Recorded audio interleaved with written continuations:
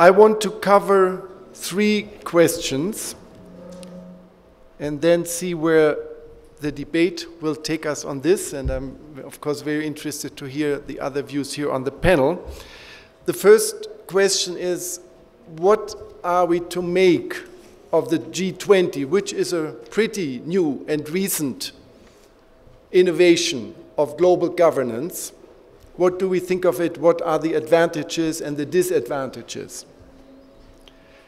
And the second question I want to cover is, what are we to think of the role, the position of the rising powers within the G20?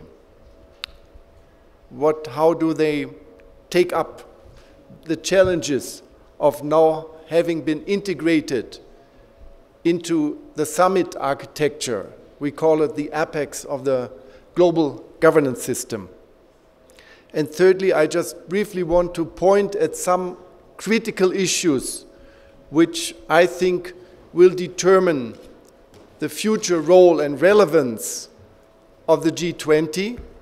And here, of course, in a democratic global world and world society, the voice of civil society, of NGOs, is urgently needed, because we cannot let these things move forward and be driven solely by the interests and the perspectives of the participating governments. And especially now, as Mexico is getting ready to take over the presidency of the G20 at the end of next week, at the end of the Cannes summit in France, of course, you have a special role here also to play in this process.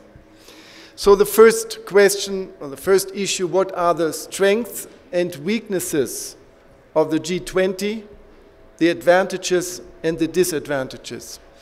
I will not go much into the history. I think at this point it's just sufficient to indicate that the G20, at the level of the finance ministers and the governors of the central banks, was created at the urging or at the initiative of the G8, or basically the G7 finance ministers in the year 1999, as a response to the financial crisis at that time, which mostly affected Asia, Southeast Asia, and then partly Argentina and Russia.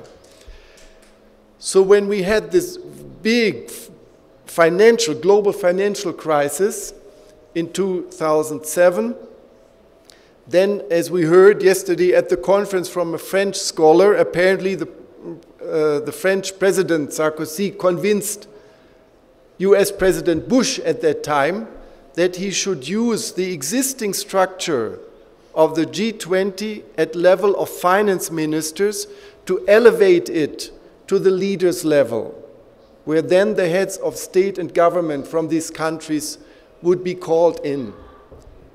So there was no plan, no design, no concept what would be the criteria and which countries should be selected to this body. But that's real life politics. In a situation of crisis and urgency, you just pick something which you think is an appropriate tool and body to serve the purposes of crisis management. So I think this more or less went off well, and everybody is now sort of looking at the G20 as the new forum of global authority, where a lot of dialogue, exchange of perspectives, and of the search for consensus takes place. Of course, the G20 is completely informal. It has no mandate, no charter. It has no secretariat. It has no formalized link to any other multilateral organization. So it's a self-selected body acting on its own behalf, on foremost serving the interests of the nation states and their governments, which are members of this exclusive club. So, of course, it is very easy, and I think we will hear a lot tonight. It's very easy sort of to come out with a very confrontational position towards the G20. It's illegitimate, it's not representative, and it's not transparent, it's not accountable to the world society. These are all valid and very important arguments. But in order to get a balanced position, I think it's also important to look at the positive aspects that we can associate with the G20. And I just want to briefly list 5 points here.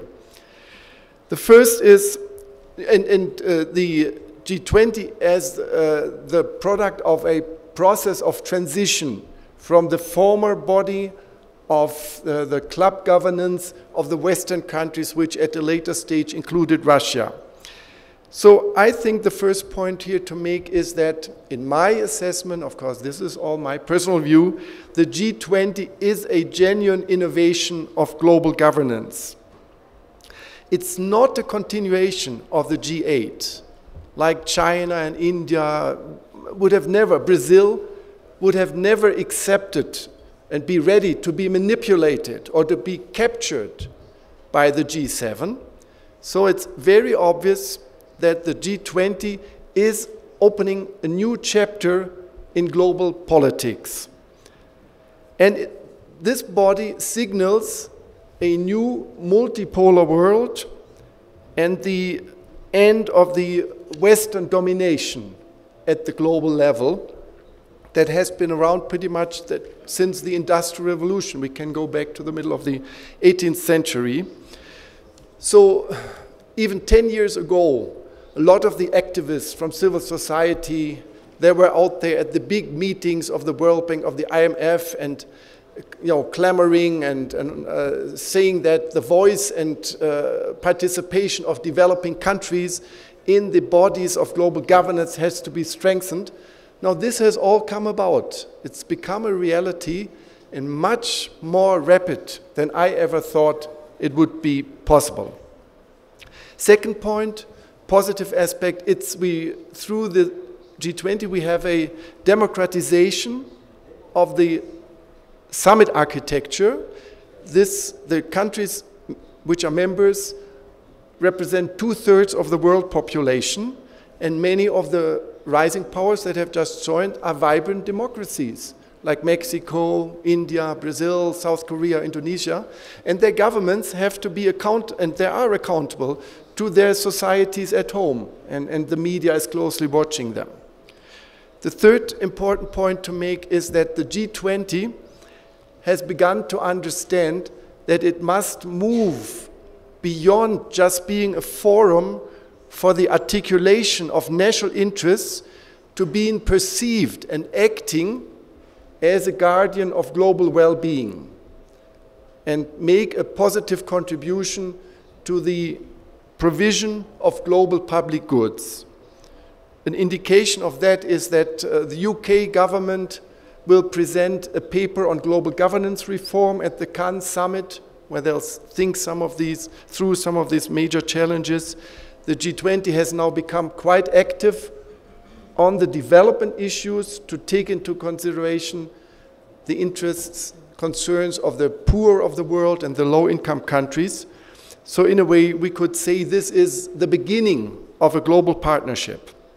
Fourth point is the G20 is actively strengthening global coherence because they are bringing all these different international organizations together and make them cooperate so that they come out with joint reports.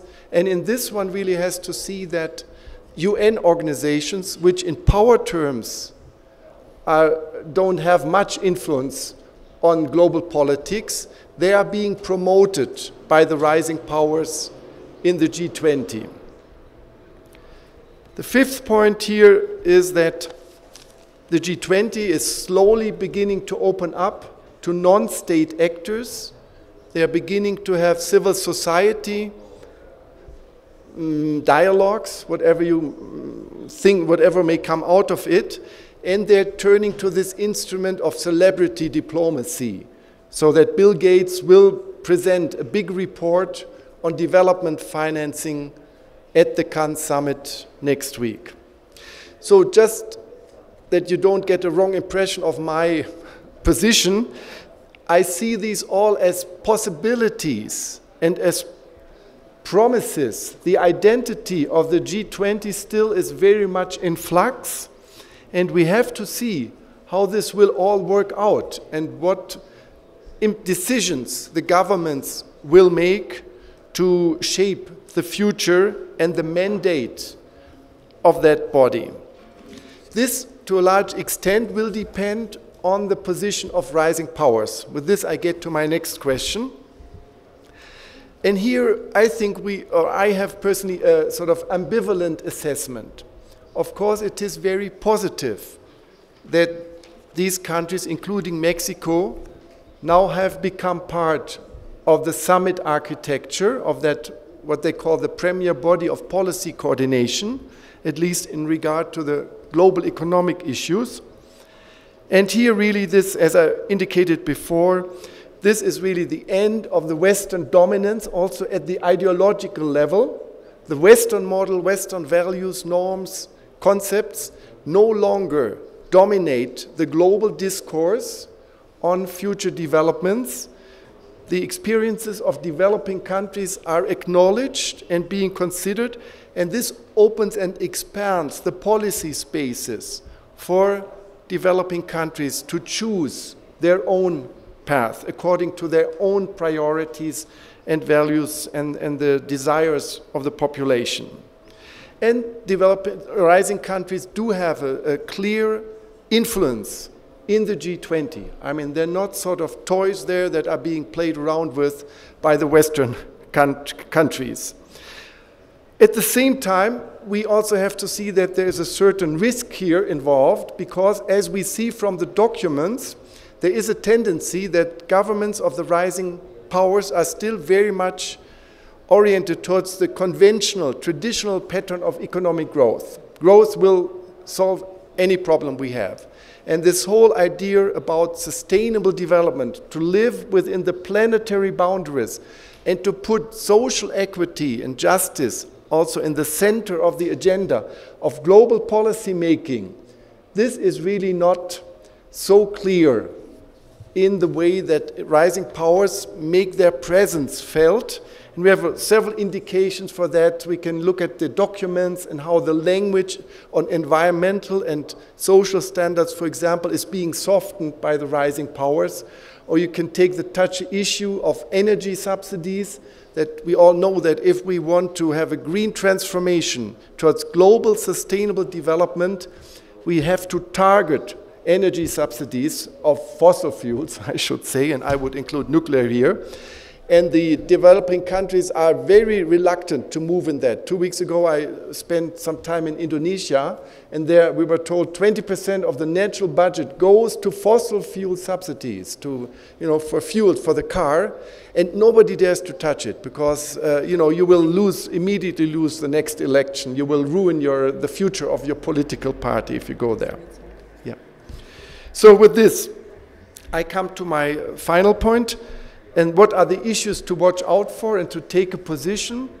I think we have to have a very broad debate on the extent to which we think that the G20 should be formalized, like have a mandate, a charter, a clear decision on the membership, a secretariat. There are advantages and disadvantages to this. I think we'll talk a lot about this.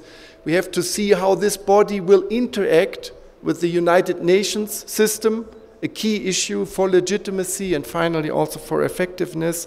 And then, of course, we will have to see how, at the end, as the identity of the G20 becomes more solidified, to what extent they will really become constructive actors for global well-being and in the provision of global public goods.